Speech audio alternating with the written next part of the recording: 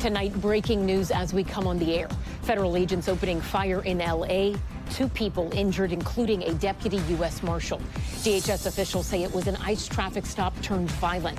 An undocumented immigrant allegedly trying to ram their car before shots rang out. The new video showing someone on a gurney with emergency personnel near the scene. It comes on the same day ICE carried out a raid in New York City and amid escalating violence surrounding ICE operations. Also tonight, the startling image. What slammed into a passenger plane, injuring this pilot? What we're learning about the weather balloon that smashed into the United flight. The balloon's company's CEO on what went wrong. Plus, a new hurricane threat. Tropical storm Melissa bearing down on the Caribbean and expected to intensify. Bill Caron standing by with the track. Second summit on hold. The White House pressing pause on President Trump's upcoming meeting with Vladimir Putin. Is there still a path to peace in Ukraine? Baby left behind. The new images tonight of a woman wanted for questioning after a baby was allegedly abandoned at a subway station in New York City. Shocking video out of Georgia.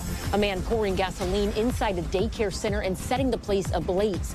A manhunt now underway for the suspect. And the haunted heist from a Dallas school. Who stole this skeleton dressed as a Dallas Maverick? The surveillance video of the theft and of the Mavs mascot stepping in to make it right. And new questions rocking the chess world tonight after a 29-year-old grandmaster unexpectedly died. Top story starts right now.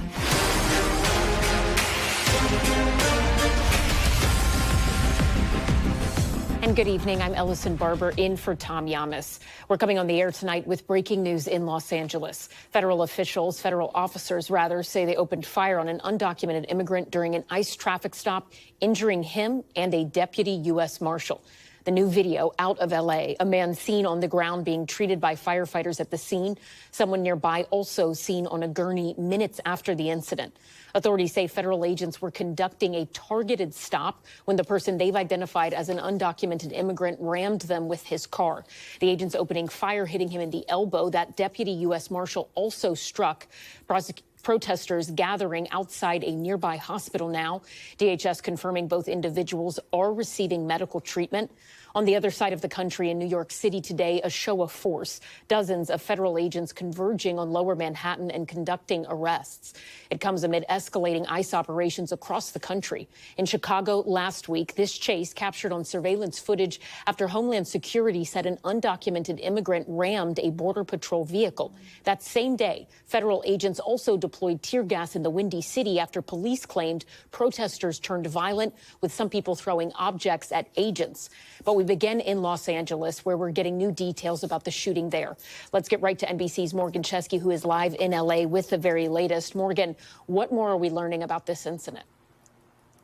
Yeah, well, Ellison, apparently, according to federal authorities, this all began from what, as you mentioned, was an attempt by federal authorities to take this individual into custody in L.A.'s downtown area, an area known as the Fashion District.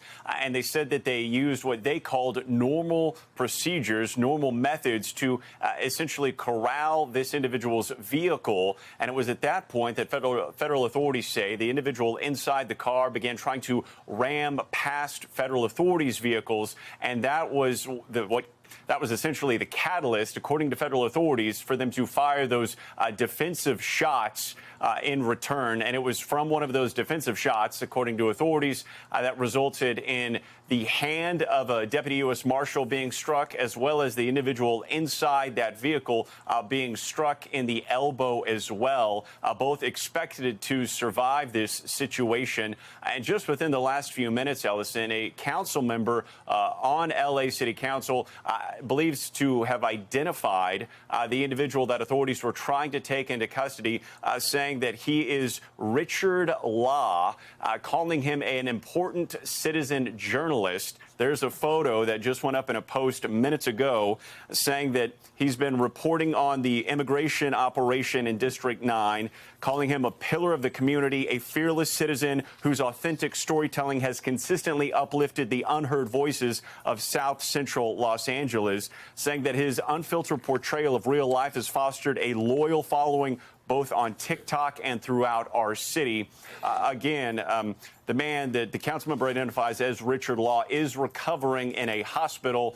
Important to note here, Ellison, that federal authorities say that they were trying to take him into custody after he had already been able to escape custody prior. We're hoping to get new details on that front. I also want to share with you a statement from DHS saying that essentially, the blame lies here partly on the rhetoric, saying that these are the consequences of conduct and rhetoric by sanctuary politicians and activists who urge illegal aliens to resist arrest. Resisting arrest puts the safety of illegal aliens, law enforcement, and the public at risk. That coming from a spokesman with the DHS, sharing that with our own Julia Ainsley earlier today. Yeah. Allison? Morgan Chesky, I mean, a lot of developing details there that we will continue to follow. But while we do have you, I want to ask you about the context of the broader things happening around this, right? As we mentioned, this is the latest in a series of aggressive clashes between civilians and ICE officers. Could you tell us more about what we've been seeing? Yeah, the tension certainly does feel to be growing as these ICE operations grow nationwide, Ellison. And one of the more recent incidents happened in Chicago. We have some video from what took place a little over a week ago. And it was in Chicago where two individuals were charged after allegedly ramming a Border Patrol vehicle prior to a shooting that took place there. It was in Chicago, Ellison, that authorities used a maneuver where they tried to pin that vehicle in place that ended up in shots being fired. And then another incident unfolded in Maryland. This happened in the middle of the day, where, as you can see, two officers were taking an individual to the ground, trying to place him in custody. When that officer lying on the ground there, you can see him holding that what looks like a handgun, and he's trying to secure it in his belt. But if we keep watching here, he loses control of that handgun briefly, causing a very frightening situation there as they took that individual into custody as well. Ellison? NBC's Morgan Chesky with that breaking news out of Los Angeles tonight. Thank you. We appreciate it. New updates on some frightening moments in the skies. Tonight, we are learning exactly what hit a United Airlines flight last week and forced an emergency landing after it reached cruising altitude above Utah. And we have new details about another emergency landing, this one in Omaha, Nebraska, after pilots feared a possible hijacking. Here's Tom Costello. Tonight, a weather balloon company's mea culpa. One of its balloons likely hit that United Airlines plane flying from Denver to L.A. at 36,000 feet, shattering the windscreen, sending glass flying into the cockpit, and leaving one of the pilots bleeding from cuts on his arm. Passengers on board startled when the pilot something and were diverting to Salt Lake City. It's saying, hey folks, I have some bad news. Unfortunately, the aircraft has collided with an object and shattered a window in the cockpit. Now, Windborne Systems says the plane likely hit one of its 2.5-pound weather balloons, seen here. Writing in a statement, we are grateful that to our knowledge there were no serious injuries and no loss of pressurization. John Dean is the CEO. You believe that this was your balloon that impacted the 737? That's correct. So given our flight telemetry data, it appears likely to us that it was a windborne balloon that struck the plane, or rather, the plane flew into a windborne balloon. Windborne says it's launched 5,000 weather balloons so far, each one transmitting a precise GPS signal and altitude. But somehow the plane still flew into it at 500 miles per hour. Now the company is reprogramming its balloons to avoid another collision. We always work with a local ATC in the region when we launch a balloon, and we'll call the tower ahead of time before a launch to tell the FAA we're launching. NBC News aviation analyst Captain John Cox. The FAA should be sharing this data so that pilots are aware anytime there's a balloon like this in their airspace. Meanwhile, a very different type of scare in the air over Nebraska Monday night when the pilots of a SkyWest flight operating as American Airlines declared an emergency and returned to Omaha. A faulty intercom system on board prevented any communication between pilots in the cockpit and their flight attendants. One or more flight attendants began banging on the cockpit door to reach the pilots, who were prohibited from opening the door in case of hijacking. And one of the flight attendants had panicked because they thought there was something happening inside of the cockpit. So she started banging on the door. Fearing the worst, the pilots decided to make an emergency landing back in Omaha. Since we weren't able to communicate with each other, we weren't sure if something was going on with the aircraft or not. Once on the ground, police boarded the plane to ensure there was no hijacking attempt.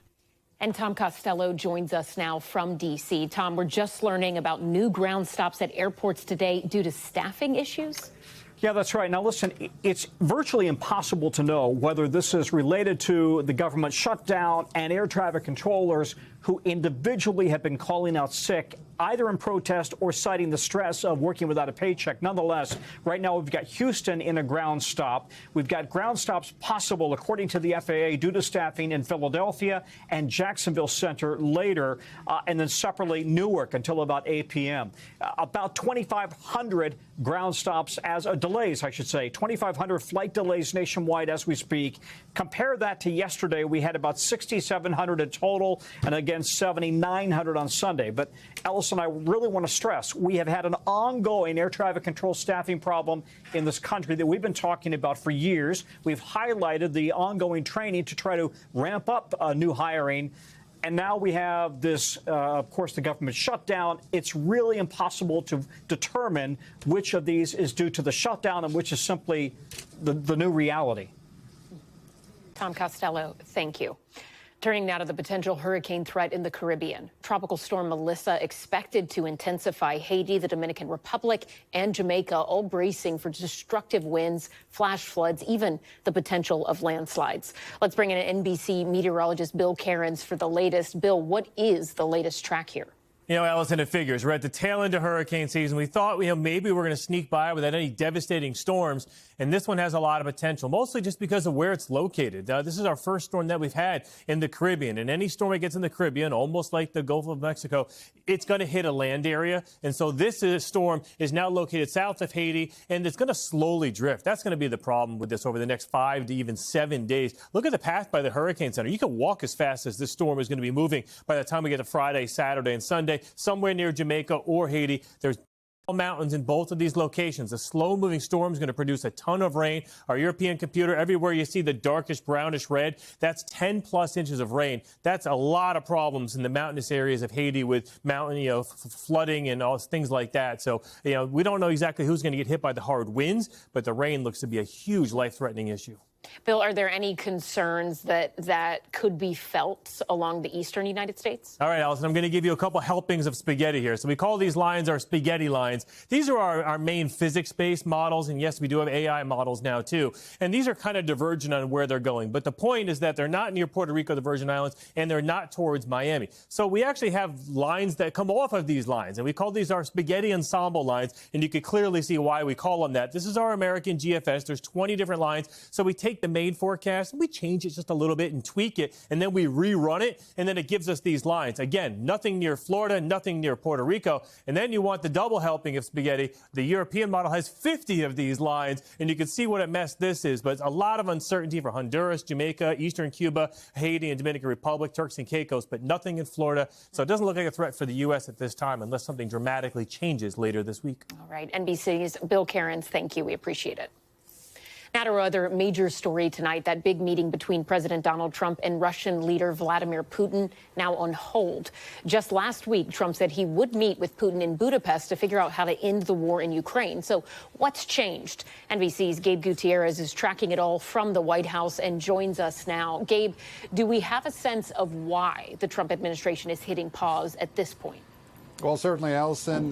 President Trump was very optimistic last week after he had just spoken with Russian President Vladimir Putin for more than 2 hours, and he wanted to build on that momentum from the ceasefire agreement that the president had reached in Gaza. Now, however, it appears these negotiations have fizzled. Now, Secretary of State Marco Rubio spoke with the Russian Foreign Minister Sergei Lavrov today via phone.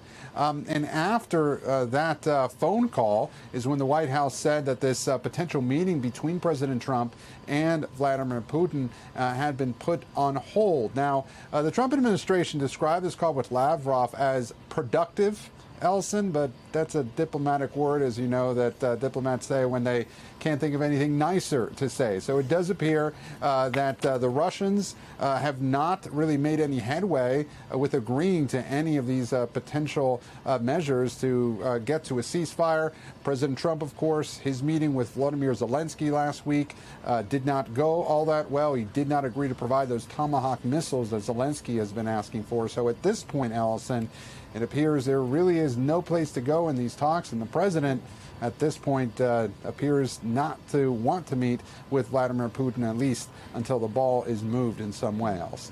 And Gabe, some other White House news today, this one related to construction, right? The president defending the ballroom construction that is going on at the White House. We should also note for our viewers that Comcast, the parent company of NBC Universal, was included on a list of top donors to this project. But the White House today releasing a long list of other construction projects undertaken by previous presidents, from the Rose Garden added by JFK to the press room that was added during the Nixon years. They are arguing, Gabe, this ballroom project fits on that list, correct?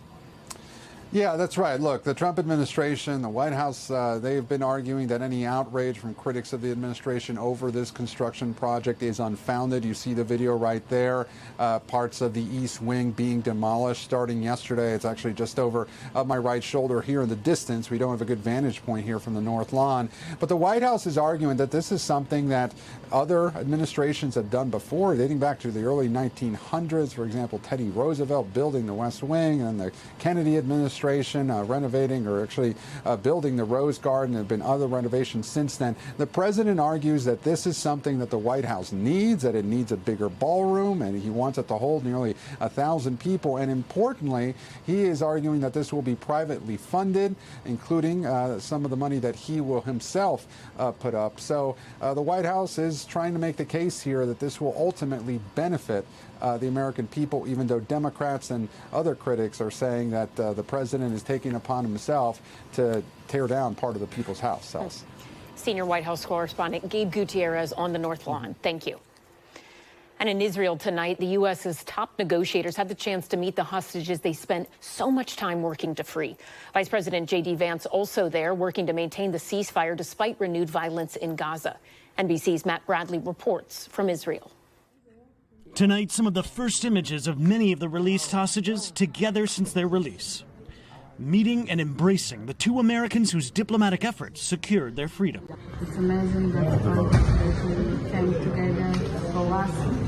President Trump's son-in-law Jared Kushner and Special Envoy Steve Witkoff were architects of the ceasefire deal that now hangs by a thread. That I didn't see any victims in that room. I saw strong people who have come out under very difficult circumstances. Vice President J.D. Vance and his wife Usha joined the pair today in a huge display of American diplomatic muscle, all to preserve a tenuous truce in Gaza, where Palestinian health officials say around 90 people have been killed by the IDF since the ceasefire took hold. Every time that there's an act of violence, there's this inclination to say, oh, this is the end of the ceasefire, this is the end of the peace plan. It's not the end. Israel accused Hamas of violating the ceasefire by attacking Israeli troops. Hamas denied it, accusing Israel of fabricating a pretext to restart hostilities. President Trump threatening Hamas again today over what he said was the group's violations of the ceasefire, writing, "There's still hope Hamas will do what is right. If they do not, an end to Hamas will be fast, furious, and brutal." For Gazans who are returning to the ruins of their homes, struggling to find food and clean water, the continuing violence is a grim business as usual. They say there's a truce. What truce? Said this man. They violated the truce and claim that we violated it. All of this talk is false. But the violence is only one threat to the precarious peace. Hamas has struggled to return all 28 of the slain hostages' remains because, the group has said, many are buried under mounds of rubble. That sparked calls in Israel to return to war. But Hamas has said it's trying to recover the bodies, and the American envoys seemed willing to give the militant group a chance. We're currently making progress on the hostages, the bodies that are still there. I think almost half are out now. Handed over 2 more bodies to Israel. Now only 13 remain. Their long-delayed funerals are being held this week, bringing closure to their families, even if Gaza's future remains an open question. And NBC's Matt Bradley joins us now from Tel Aviv. Matt, President Trump has been very clear in saying that Hamas must disarm, but that and the future governance of Gaza is still very much up in the air. At this point, what do we know about the second phase of the agreement? Well, Ellison, I mean, the short answer is not very much, and that's because not a whole lot of it has actually been decided. It's all still under negotiation. Even the definition of disarmament hasn't really been decided. Hamas has said that they aren't going to disarm, but we heard from the Minister of Defense of Israel saying that disarmament means dismantling all of Hamas's tunnels. And security officials that I've been speaking to have been briefed on this, say that only 20 to 30% of Hamas's tunnels under the Gaza Strip have even been discovered. So this is something that, if you can imagine, we're talking about a major construction effort to dismantle all of those tunnels, all while we're seeing the Gaza Strip kind of on the precipice of a renewed war. Then there's the question of post-Gaza governance. That is really a big one. We don't know who would be in control. And we've seen that there are about 200 U.S. personnel who have been deployed to Israel. The president has made it clear they are not going to be entering into Gaza whatsoever, but they've established a base here in Israel. That's where we heard Vice President J.D. Vance speaking from today, along with Steve Witkoff and Jared Kushner. There's also talk of an international force that would somehow be the bridge between what we're seeing now in Gaza and a future Gaza governance. But even that, we don't know who would be a member of that. Where there's talk that Egypt, Turkey, all these other Arab or Muslim countries would participate, but we haven't actually heard from those countries whether they're signing on. Again, when we're talking about the second phase, and we're still very much in the first phase, this is, unknown territory, and it could really end the negotiations to further this deal. We're going to turn now to some breaking news on one of President Trump's most controversial nominees, Paul Ingrassia, who is tapped to lead the Office of Special Counsel, announcing he is withdrawing his name from consideration after allegations of racism surfaced following a report in Politico where they published a series of text messages he had allegedly sent within a group chat. Ingrassia posting this on X tonight, quote, "I will be withdrawing myself from Thursday's HSGAC hearing," that is in reference to the Homeland Security and Government Affairs Committee, to lead the Office of Special Counsel because, unfortunately, I do not have enough Republican votes at this time. I appreciate the overwhelming support that I have received throughout this process and will continue to serve President Trump and this administration to make America great again. All of this comes just one day after that exclusive report with Politico saying that they had reviewed messages Ingrassia sent on a text chain that included a half dozen Republican operatives and influencers, with Ingrassia allegedly writing in one, quote, "MLK Jr. was the 1960s George Floyd and his holiday should be ended and tossed into the seventh circle of hell where it belongs." In another one, he wrote, quote, "I do have a Nazi streak in me from time to time." NBC News did not independently review or verify those messages, and Ingrassia, prior to his announcement tonight, had not responded to our request for comment. NBC's Melanie Zanona is on Capitol Hill with the very latest. Mel, walk us through what we know right now. How did he come to this decision, and how has he responded to those text messages? Yeah, well, Ingrassia and the White House clearly saw the writing on the wall here. And based on our reporting, it was going to be a pretty embarrassing defeat if they were to put through this nomination, because it wasn't just a handful of Republicans who were expressing concerns. It was pretty widespread in the GOP conference. They were uncomfortable with that Politico report that you mentioned, but also a number of other controversies that have been dogging this nominee from the very beginning. He was part of the legal team that represented Andrew Tate, a very divisive figure on the far right. He was also accused of sexual harassment, although he has denied all wrongdoing. And then when it comes to these text messages, he has not responded to our request for comment, but he did, through his attorney, tell Politico that if the texts were real, his attorney said they were, quote, self-deprecating and satirical humor, making fun of the fact that liberals outlandishly and routinely call MAGA supporters Nazis. His attorney then also did say, though, that he was not confirming whether the text messages were real or not, and even suggested that they might be manipulated with the sole intent of hurting Ingrassia's nomination. But it is very clear that even Hill Republicans were not buying that argument, and that is ultimately why this nomination was pulled tonight. All right, so a withdrawal tonight, that breaking news. Melanie Zanona on Capitol Hill, thank you so much. We appreciate it. Still ahead tonight on Top Story, shocking video shows a man setting fire to a Georgia daycare. The investigation into who did it and what the owner told us about her business being targeted before.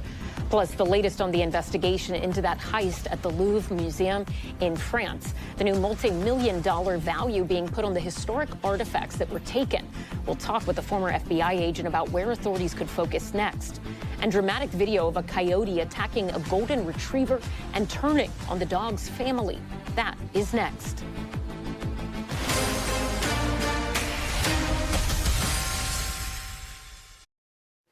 Back now with a terrifying situation caught on camera. Security footage capturing the moment a suspect walked into a Georgia daycare and set it on fire.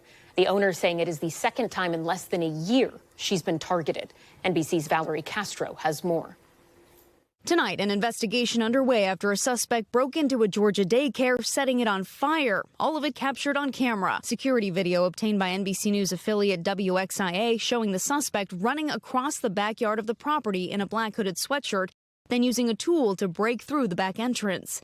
Another camera capturing the moment the suspect pours gasoline down a hallway inside the building before going back outside, setting a fire and running from the scene, jumping over the property's fence. Massive flames engulfing the interior of the building. Rockdale County Fire Rescue saying in a statement their crews arrived on scene Monday night to find smoke conditions within the building and brought the fire under control. We've been in this and owned this building since 2017. While the building is still standing and no one got hurt, Keisha Archer, owner of Star Kids Academy 2, says the grand opening set for next week won't happen.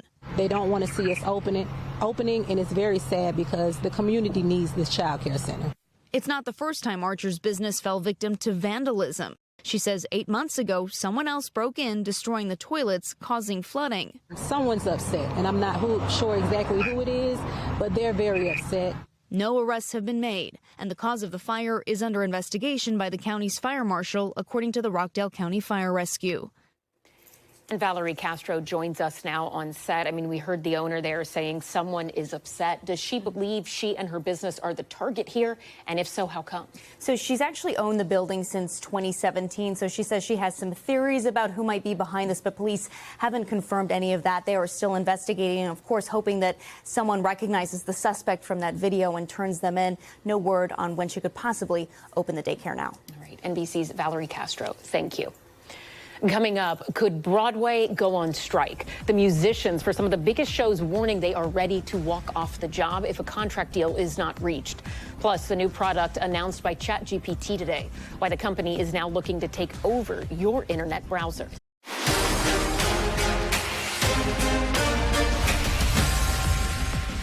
Back now with Top Stories news feed, starting with a pardoned January 6th rioter now arrested for making threats against Democratic House Minority Leader Hakeem Jeffries. Christopher Moynihan was arrested and charged with making a terroristic threat in New York. Charging documents show the FBI received an anonymous tip that Moynihan planned to kill Jeffries in New York City. Moynihan was among the 1,500 January 6th defendants pardoned by President Trump. And a dramatic rescue along the coast of California after a boat overturned in the ocean. Video shows crews rappelling down from a helicopter. This all happened on Saturday in Marin County. Sheriff's officials say they reached 2 people who made it to this remote beach. 3 others were on board the boat, including a 6-year-old child. Authorities say they were all rescued by what they described as heroic bystanders. Broadway musicians are now vowing to strike on Thursday if they don't reach a new contract deal with the Broadway League. The union that represents musicians has been working on a contract since their previous one expired at the end of August. Union leadership says the league wants to cut wages, benefits, and potentially jobs. The strike could impact more than 20 Broadway shows, including Wicked, Hamilton, and The Lion King.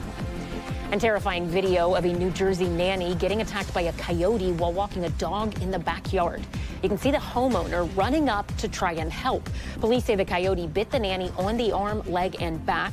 The coyote then chasing after the family's golden retriever before running off. Both the nanny and dog are expected to be okay. We're going to turn now to top stories health check. And tonight, a new measles outbreak quickly growing in Arizona and southern Utah. Mohave County, Arizona, just increasing its numbers, now reporting 80 cases. Just across the border in southwest Utah, officials say there are 43 cases. And that is where we find NBC News health reporter Erica Edwards. She joins us now from St. George, Utah, not far from Zion National Park. Erica, measles cases, they have hit record highs since the United States eliminated the disease back in 2000, right? And tonight, the Utah Department of Health says a majority of the cases in this latest outbreak are among unvaccinated adults and children. What are you hearing on the ground? Yeah, good evening. So I'm near the border of Arizona and Utah, the site of what's now become the second largest measles outbreak the U.S. has seen this year. Most of the 123 cases in this area so far have been among school-aged children. All but one, the public health department tells me, have been unvaccinated. Now, vaccination rates have been falling in this area for a long time. So if we look at some of the counties here, now just 79.2% of kindergarten kids are vaccinated here in Washington County, Utah, and even lower in Mohave County, Arizona at 78.4%. Remember, we need 95% vaccination rates to reach that herd immunity. Now, the numbers are not lost here on local public health officials. They anticipate that there are likely hundreds more cases here going undiagnosed. Ellison. When you talk to those local health officials, what are they saying about how they tackle this? I mean, this is somewhat of a remote area, right? Does that provide or cause unique challenges when it comes to dealing with an outbreak like this? Oh, sure. I mean, this area is very interesting because there's a small community bordering the Arizona and Utah. Locals call it Short Creek. That's where this outbreak has been centered so far. Historically, it's been home to a religious sect of the Mormon Church called the Fundamentalist Church of Jesus Christ of Latter-day Saints, or FLDS. Now, we've seen similar outbreaks of measles in other very close-knit religious communities, but I spoke with the mayor of one of those towns today, and she said that residents there are paying attention and they're taking action. Have you ever seen an outbreak like this? I've never seen an outbreak like this before. I've been here. I just feel like it's brought a lot of awareness, a lot of education. People have been talking, studying. There's been a sharp increase in immunizations given. So I spoke with one young mom today who said that she had never been vaccinated, but once this outbreak began, she and her young son both went to go get their shots. Ellison. Erica, this is the second major outbreak we've seen in the Southwest after that wave of cases earlier this year in Texas. I want to put up some data NBC News has. This is nationwide, showing that 77% of American counties have seen a decline in vaccination rates since 2019.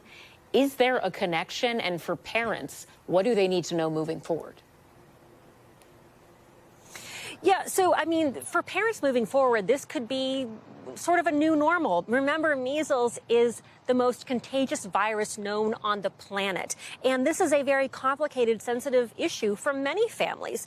But as you heard from the mayor, people here are seeing the impact of the vaccines, how well they work, and they're increasingly stepping up to get vaccinated. Ellison. Erica Edwards, thank you. And if you want to take a closer look at the vaccination rates in your area, NBC News has an interactive map breaking the numbers down county by county. That's available to you at nbcnews.com/vaccine divide. Next tonight, the investigation into a woman in New York City who authorities say abandoned a newborn child on the steps of a bustling subway station. NBC New York's Gus Rosendale has this report. Police releasing these images today of a woman wanted for questioning in the Penn Station abandoned baby case. You can see her walk down 7th Avenue near West 34th, just across from Penn Station. Investigators believe the bundle she's holding contains a newborn baby girl with her still attached umbilical cord. The woman seen wearing distinctive pink pants, a red headscarf, and dark glasses. Police say she left the baby on steps off the southbound 123 line at Penn Station around 9:30 Monday morning. An unknown person notified police, who found the newborn girl safe and alert before taking her to the hospital. There's new video now of a woman they think left the baby on the steps downstairs. Terrible. That's terrible. Oh my gosh. NYC Transit President Demetrius Critchlow described the discovery this way later that afternoon. I'm calling it the miracle on 34th Street. But it's a mystery on 34th Street, too, as police and everyday people wonder about the woman's connection to the baby and why anyone would leave an infant in such a chaotic and bustling place at the tail end of the morning rush hour. These days, nothing surprises me what goes on in New York City, especially here in this area. If you don't want the baby, then bring the baby to a hospital or a fire station. You should never abandon a baby. That's an innocent baby that is dependent on care. The baby cannot survive, and it should never be left at a train station, ever. And an important reminder that New York does have what's considered a safe haven law, which allows someone to leave a healthy infant in a safe place like a hospital or fire station, face no questions and face no charges. Obviously, that did not happen in this case, and so the people involved could face felony charges. At Midtown Manhattan at Penn Station, I'm Gus Rosendale. Ellison, back to you. Yes, thank you.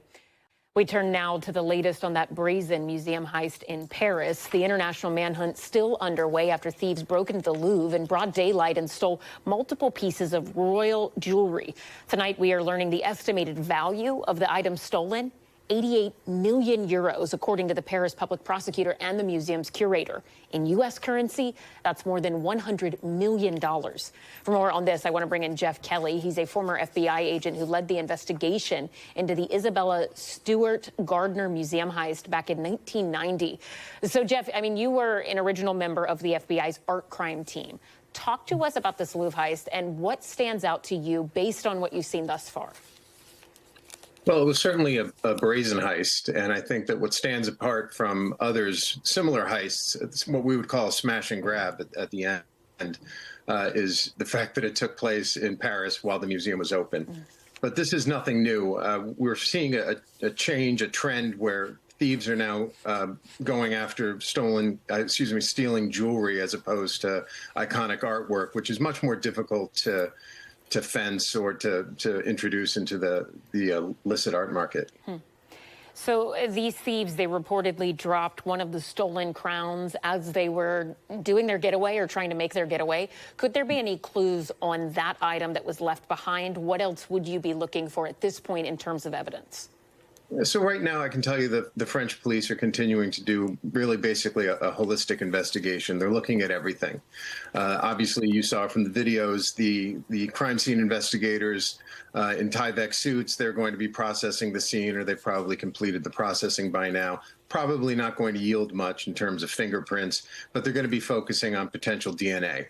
The crown that was dropped, doubtful that it's going to have any DNA of value, but I'm sure they're going to be focusing heavily on that truck with the ladder that was supposed to be torched. I think they attempted to light it on fire and they were unsuccessful. So that could yield a trove of DNA evidence, which is going to be very important in their efforts to identify the subjects. I do want to show our viewers a map of the Louvre because the thieves, they allegedly entered through a window at the bottom of the screen here and then stole items from cases in the middle of the room, doing all of this in about 7 minutes. I mean, clearly they knew where they were going, from the crane to the high-vis vests, right, in broad daylight. It was, as you said, a very bold effort, seemingly very coordinated. It sounds like something out of Ocean's 11 to a lot of us, right? What does it tell you about who is behind this? Do you think this is something they've done before? They're certainly organized. They certainly knew what they were doing. They were in and out of the museum, I believe, in under 4 minutes, and that speaks to a group of thieves who practiced this, and they may have done something similar to this before. It's not uncommon for the fact that they were able to get in and get out, because obviously security guards at museums, they're there to provide general security for the public.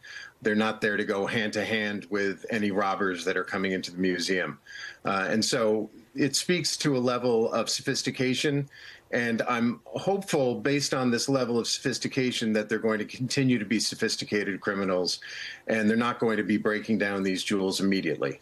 Hopefully there's going to be a cooling off period, which would be smart, and that's what I would do. They're going to take some time to make sure that that the police aren't on their trail, because show up at the door to arrest them, they really better have some kind of bargaining chip that they can provide in exchange for some type of clemency. Yeah, I mean, that was going to be in part my next question. We often hear whenever a crime has occurred, investigators say the clock starts ticking from the moment it has occurred. And as time passes, it can become increasingly difficult to solve something. What is the timeline that investigators are working with in a case like this to hopefully recover these items in whole? Well, certainly as time passes, it becomes more and more difficult. But in a case like this, you're going to be in it for the long haul if you're an investigator.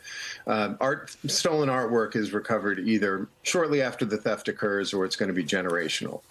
It would be unrealistic to think that these pieces were going to be recovered within a few hours. But we're hopeful that if the French police continue to do their investigation, they're going to come up with some good clues. And certainly the location where this happened in the center of downtown Paris on a Sunday morning, there's going to be a tremendous amount of surveillance video, which I'm sure they're exploiting right now, not only municipal surveillance video, but private entities. And they're going to be going through a lot of video to try and track these guys down. And then, of course, the next thing they're going to do, which is going to be part of a long-term investigation, is to start reaching out to their intelligence network, any informants or sources that they have, not just in France, but throughout Europe. All right. Jeff Kelly, thank you so much. We appreciate your time and insights. Thank you. Thank you.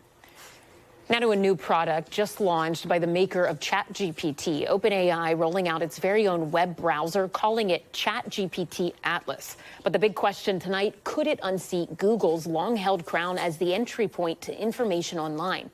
Joining us now is Lance Ulanoff. He is the editor-at-large for Tech Radar. Lance, thanks so much for being with us tonight. I mean, look, OpenAI already has two apps, right? ChatGPT and Sora. What does Atlas add for them? Well, this is how you start, right? This is how you start your journey on the web, right? Through a web browser. So it's not just a chatbot where you can ask questions. It's a place where you can browse the web. And then, oh, by the way, ChatGPT is fully integrated here and just standing there ready to help, ready to see what's on the page, ready to be your agent. And not for nothing, this is exactly what Google has done with Chrome. If you may have noticed that there's now an AI mode right inside of your URL, your address bar. So it's not a surprise this is happening. And I should also add that Atlas is built on what's called Chromium. All of the major browsers are built on the same engine. So it's really a skin on top of the same web browser you're using over and over again. Interesting. Okay, so given that, I want to show kind of the trend of internet browser use, because the number one is Google Chrome by an incredibly wide margin.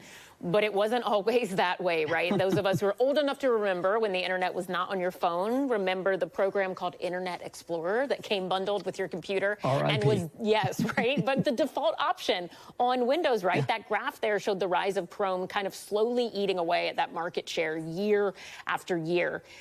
Is another big browser realignment in store now? I mean, we're having really something far greater than that. A search, a finding things, getting things done realignment. ChatGPT changed the game. It changed the game for Google in search. So the browser is certainly part of it. And I always tell people that, there's no such thing as, something owns the market forever. Things change. We were all using BlackBerry phones at one time. Remember that? Now we're using iPhones. I know that I remember very well Internet Explorer being, before that was Netscape, but Internet Explorer being the browser. Chrome showed up. We all tried it. It was, the thing is, just the way Google search was better, Chrome was the better browser. It's one of the reasons we all switched to it and kept using it. It has remained in a pole position for a long time, but everything is changing now. It's all about the prompt and who can make it easiest to enter a prompt and find information. The combination of one of these generative tools with web browsing is basically perfect. That's exactly what you want. It's what Google's trying to do with Chrome as well. So, we don't know who's going to end up on top, but at least Google has a big market share right now. It will be fascinating to watch in the months and years ahead. Lance Ulanoff with Tech Radar. Thank you so much. We appreciate it. It's fun. Still ahead on Top Story, the growing questions tonight surrounding the death of this 29-year-old chess grandmaster, how he's being remembered by fans and competitors alike. Plus, the deadly tornado tearing through the suburbs of Paris, the trail of destruction it left behind.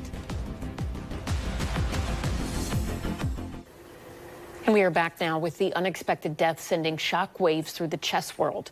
29-year-old Daniel Naroditsky, a grandmaster of the game, died yesterday. The Charlotte Chess Center announced his death in a statement on social media. Tonight, there are growing questions surrounding the circumstances and the cause of the promising young chess star's untimely death. Naroditsky faced cheating allegations from another chess player the last year, something he denied. And a friend of Naroditsky's, who is also a grandmaster from India, posted this on X, quote, "The relentless, baseless accusations and public interrogations he faced in recent months caused him immense pressure and pain. This has to stop. When respected figures spread unfounded allegations without accountability, real lives are destroyed," end quote. To be clear, we do not currently know if those allegations are connected to Naroditsky's death. NBC's Priscilla Thompson is following this one and joins us now. Priscilla, we do not have a lot of details about the circumstances surrounding Naroditsky's death. Take us through what we do know. Yeah, Allison. Well, we know that he had just posted on YouTube on Friday saying that he was back and better than ever, explaining to his fans and viewers that he had taken a creative break, but that he was back, appearing to suggest that he was going to be posting more. And then obviously a few days later on Monday comes his untimely death. And obviously this came as he was facing some of those allegations of cheating, which he had denied. Now, as for his death, we did reach out to the medical examiner to try to learn more about the circumstances and what exactly happened, but have not heard back. But his family has released a statement tonight saying Daniel was a talented chess player, commentator, and educator, and a cherished member of the chess community, admired and respected by fans and players around the world. So certainly a major loss for the sport tonight. Allison. Priscilla, can you tell us a little more about Naroditsky? I mean, he started having great success at a really young age, right? Talk to us about his impact in the chess world.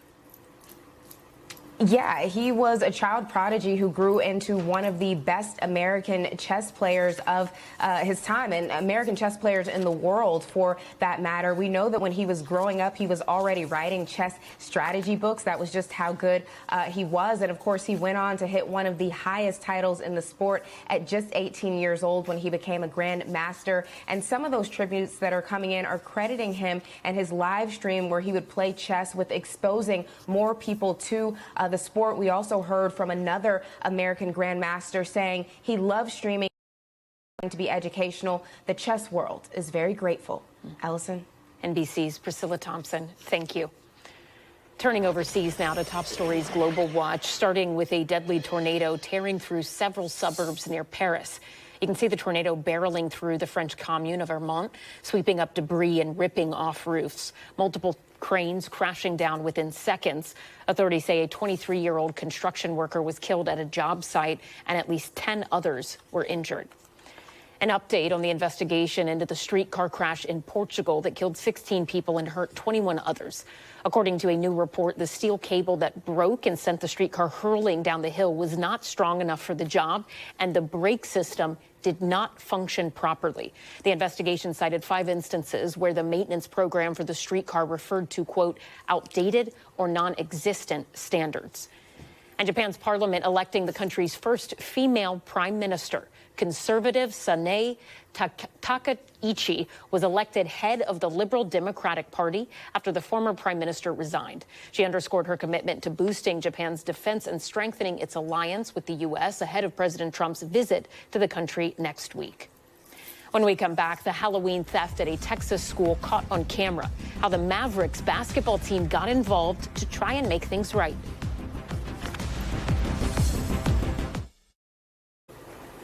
Finally tonight, a Halloween theft turning into a heartwarming surprise for one Fort Worth school. The school's Halloween skeleton, all decked out in Dallas Mavericks gear, was stolen in the middle of the night. Keenan Willard with our Dallas-Fort Worth station KXAS explains how the Mavericks stepped in to turn it all around. This is my office. Onesimo Bazan is probably the biggest Mavs fan you could ever meet. I have a bunch of my Mavs stuff, huge masks. His office at Trail Lake Montessori School in Fort Worth is basically a shrine to Dallas's NBA team. And every year when Halloween rolls around, one decoration is the school's centerpiece. I usually turn stuff into Mavs stuff, so I turned them into a Dirk skeleton. All October long, a skeleton dressed in Bazan's Dirk Nowitzki jersey welcomes families to the school. Last week, though, Bazan got an unexpected scare. And when I got here this morning, I noticed it was gone. The Dirk skeleton was nowhere to be found. When they checked the school's security footage, they saw this.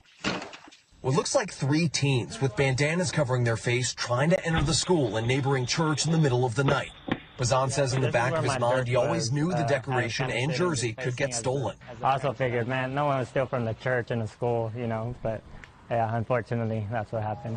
The school filed a police report and in the meantime tried to deal with the disappointment, especially among the preschool-age students. So they're all sad because they know that's, you know, the Dirk skeleton. You know, a lot of them are Mavs fans because of me, too. Well, I'm just hoping we find it so I can get my Dirk back. That's all. A friend of the school posted the surveillance video on social media. And after NBC5 interviewed Bazan, we got an email from the Dallas Mavericks saying to come back to the school Monday for a big surprise. Today, Champ, the Dallas Mavericks mascot, paid Trail Lake a visit. Hello, hey, man. Go, Champ, go, Champ. He passed out Mavs swag to the kids and replaced Bazan's stolen Dirk jersey with a brand new one. And most importantly, the mascot made sure the school had a new Mavs skeleton. This one repping the jersey of star point guard. Hi, everybody, look this way, friends. Let's go, Mavs. Let's go, man. Bazan got to put his new spooky sports decoration in its rightful place, telling NBC5 it feels like Halloween is now back on track. Mavs are a big part of my life, and so is this school and my kids, and having them all together, it was amazing. Dream come true for me. Keenan Willard, NBC News, Fort Worth. And thank you so much for watching Top Story. For Tom Llamas, I'm Ellison Barber in New York. Stay right there. More news is on the way.